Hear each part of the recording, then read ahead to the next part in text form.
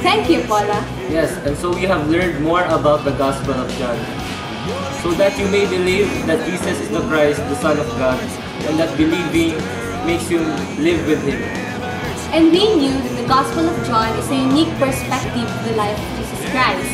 It varies from the three other Gospels by focusing more on spiritual things rather than historical events. The author of this Gospel is the disciple John, one of the 12 disciples that followed Jesus Christ in His earthly ministry. Actually, the book is filled with first-hand experience with Jesus Christ during the life when he has 33 years here on earth. Yes, and scholars generally accept the Gospel was written between 50 and 85 AD. So how about the outline and structure or the content of this Gospel?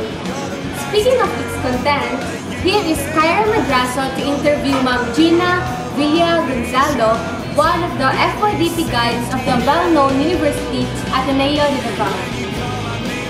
So, Ma'am G, what can you say about the Gospel of John? The Gospel of John.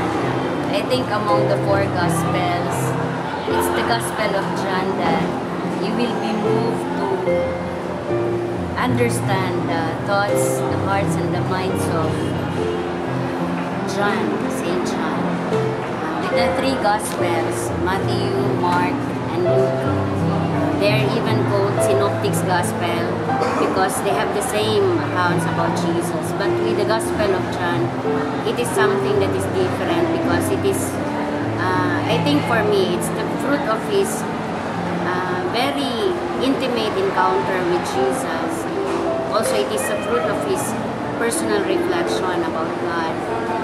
If you notice and if you read the Gospel by heart, you will notice that several times it mentions the word love, that God is love. And if you will really faithfully read the Gospel of John, you cannot help yourself but be moved also to respond to that love of God. Parang it is always an invitation for us every time. Personally, every time I will read the Gospel of John, I am moved to understand the true meaning of love. And I think that is what helps me. Hopefully, I am a better FYDP guide. I am a good retreat and recollection facilitator because somehow the Gospel of John, every time I will read it, it will inspire me to practice loving even those students that are not lovable in my class. Parang it challenged me to really practice the Gospel of love according to John. So that is what I like about the Gospel of John.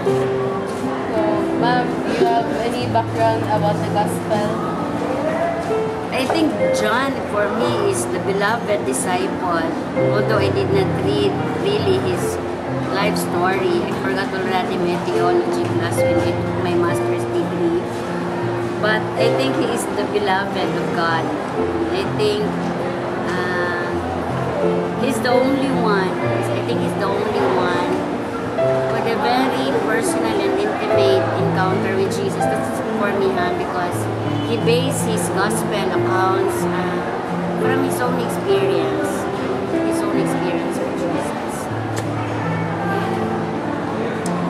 I'm afraid if I will say many things about Shannon, it's not authentic because Sir Rowie might question my theology, but that's the only information I got from him. What is important for me that his message is always a very inspiring message for me. Thank you, Ma'am. You're welcome, Kyra.